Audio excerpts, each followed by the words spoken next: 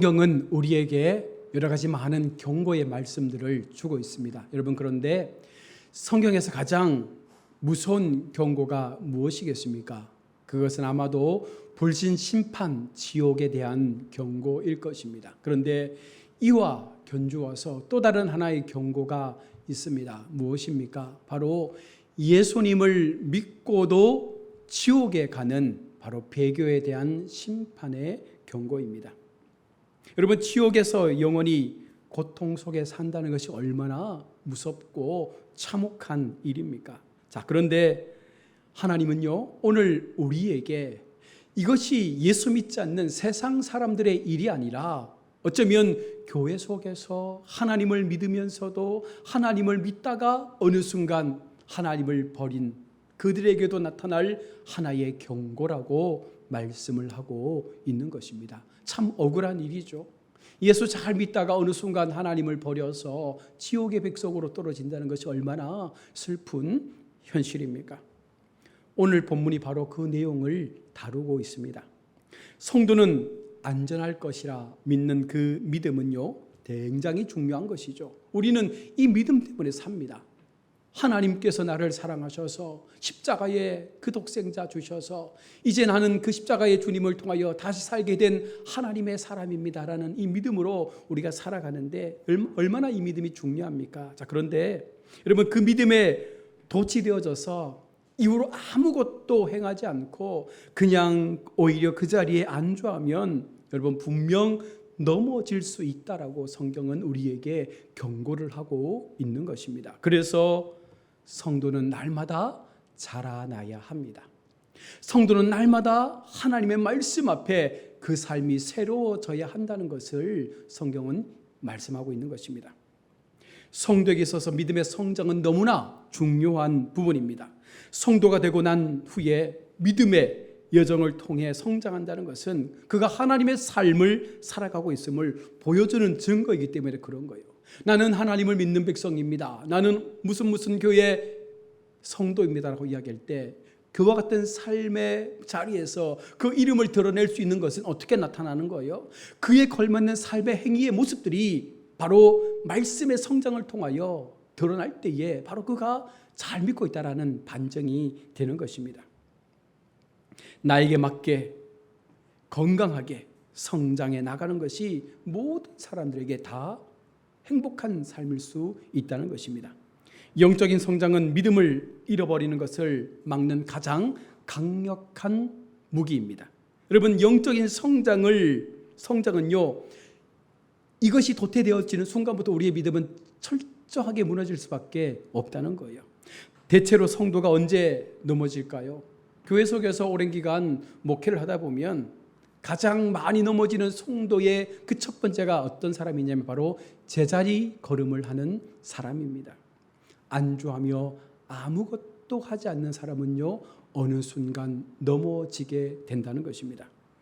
마귀는 언제나 성도의 삶에 들어와서 그 틈을 살피고 순간 틈이 생기면 바로 그것을 기로 삼아서 그 성도의 약점을 파고드는 것입니다. 그러므로 성도는 언제나 경계하고 또 경계하여 믿음의 성장을 이루어가는 삶을 살아가고 있는지, 내가 정말로 하나님을 잘 믿고 있는지에 대한 그 삶을 늘 돌아보아야 합니다.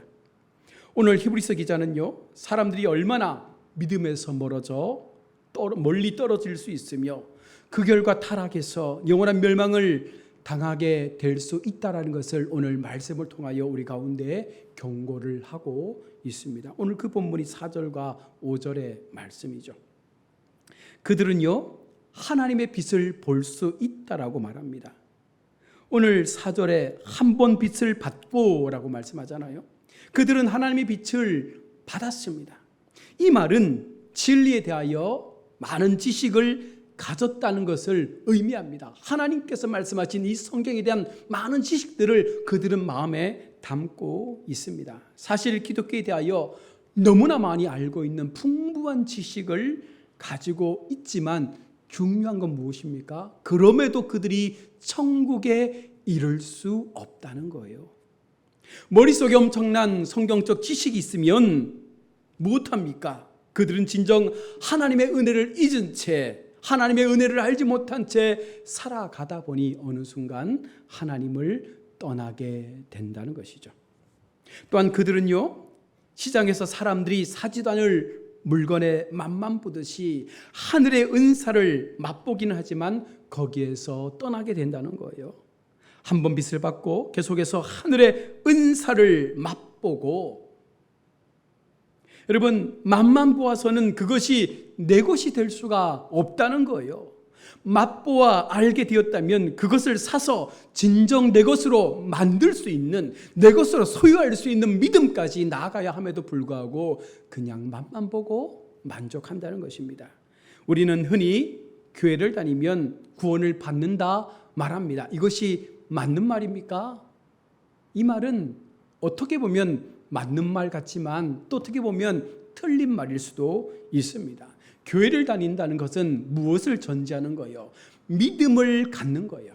예수를 나의 믿음의 주로 고백하는 그 믿음을 기준해서 내가 교회를 나갈 때 우리가 구원을 얻는 거지, 하나님을 향한 믿음의 고백 없이 교회를 다닌다고 해서 우리가 구원을 얻는 것이 아닙니다. 교회를 다닌다는 것은요, 반쪽의 신앙입니다. 여기서 더하여 우리는 참된 하나님의 은혜를 날마다 경험할 수 있는, 진정한 천국을 날마다 이 땅에서 맛볼 수 있는 그와 같은 성장된 믿음의 삶을 우리가 계속적으로 살아가야 한다는 것입니다. 이것이 온전한 성도의 모습이라고 오늘 성경은 말씀을 합니다. 또한 그들은요, 성령의 비범하고 기적적인 은사에도 참여할 수 있다고 말합니다. 우리 4절 후반절에 성령에 참여한 바 되고, 사도시대에는 구원을 받지 못한 사람들에게도 이와 같은 성령의 은사들이 때때로 나타나기도 했습니다. 교회 속에서 우리는 많은 기적들을 경험하게 됩니다. 또 많은 간증을 듣게 됩니다. 또한 내가 그 기적의 삶을 살아가는 주인공의 모습을 가질 때도 있습니다. 그러나 그것이 어느 순간 믿음에서 멀어지게 될 때 그 기적은요, 하나님의 인생 체험으로 끝나는 결과를 맞게 되는 거예요. 지금도 수많은 간증자들이 매체를 통해서 자신이 하나님을 믿었던 간증, 은혜 받았던 간증, 하나님의 기적을 체험했던 간증들을 쏟아내고 있지만 그 간증들을 유심히 살펴보면 어느 순간 하나님의 영광이 사라지고 하나님의 은혜는 사라지고 내가 이래서 이만큼 잘 됐다라고 말하는 자기 자랑의 간증이 더 많이 나올 때가 있다는 거예요. 여러분, 이런 사람들은 결코 천국을 경험하지 못한다는 것입니다. 어느 순간 하나님께서 말씀하신 그 믿음에서 멀어져 하나님 앞에 심판을 받게 되는 것이죠. 어느 교회 목사님께서 말씀하신 간증의 한 부분인데요, 목회하던 교회에서 어느 날 성도의 가족의 구원을 위해 기도를 부탁을 받았습니다. 어느 날 그 아버지가 암에 걸려서 이제는 생사의 갈림길에 서게 되고 수술을 받아야 할 그 시점에 이르게 되니 그 자녀들이 목사님을 찾아와서 성도들에게 아버지가 구원받을 수 있도록, 수술이 잘 될 수 있도록 기도해달라고 부탁을 한 것입니다.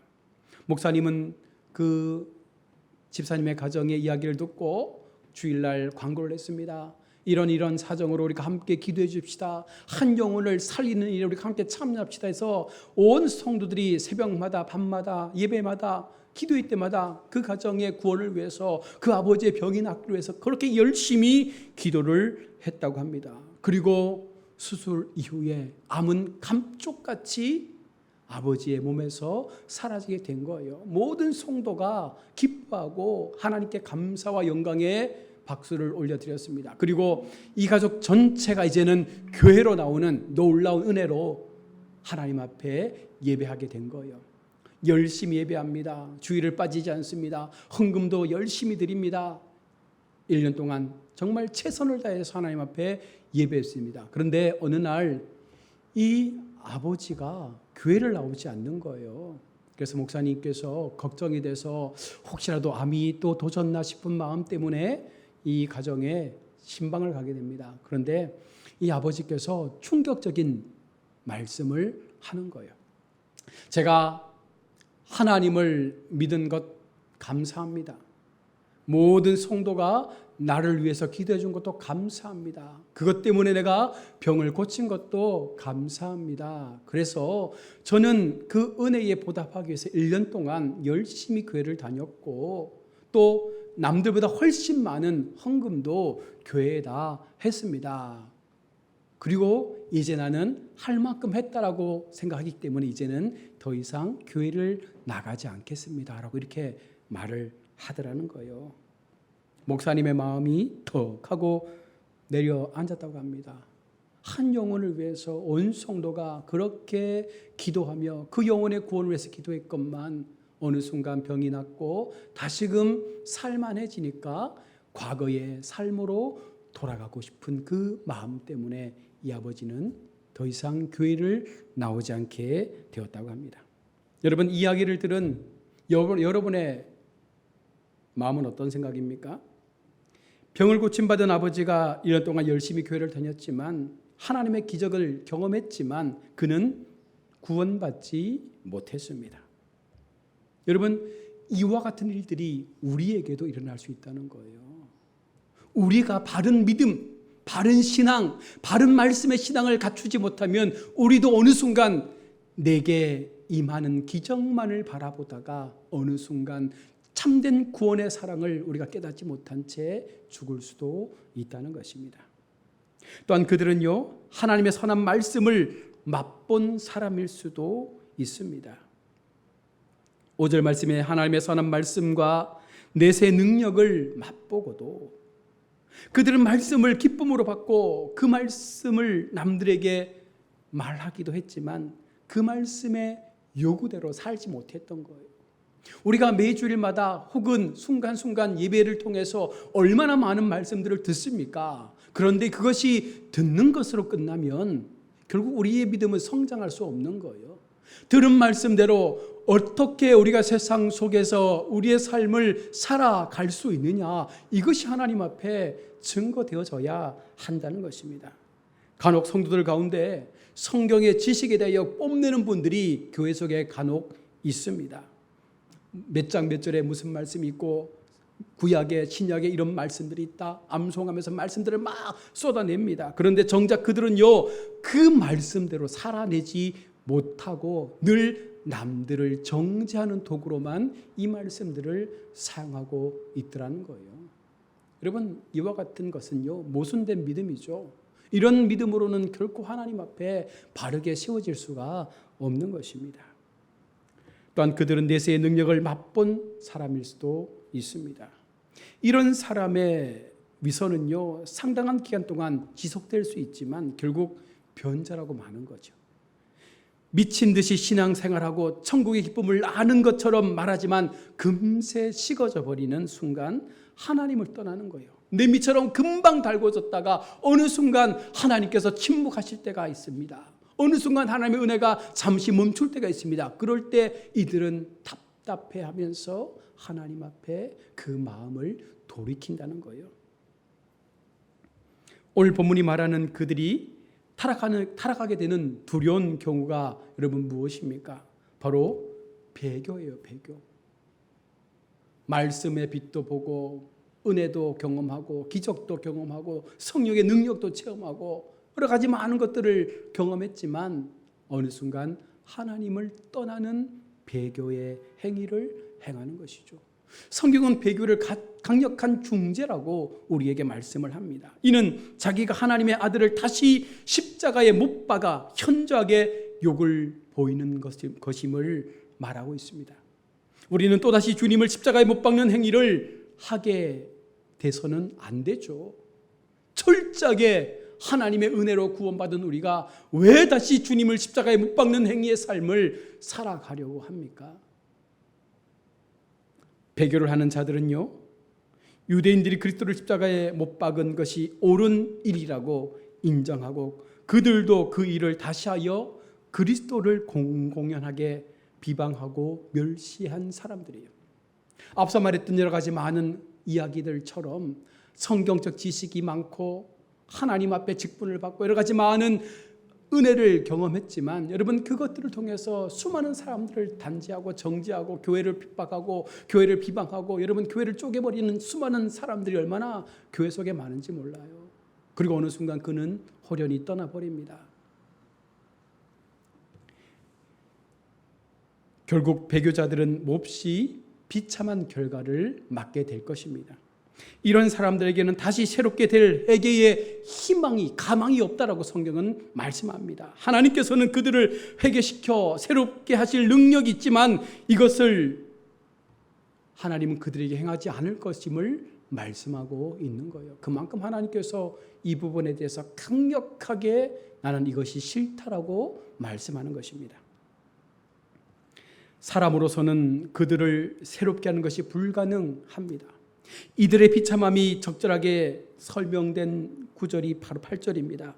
만일 가시와 엉겅퀴를 내면 버림을 당하고 저주함이 가까워 그 마지막은 불사름이 되리라.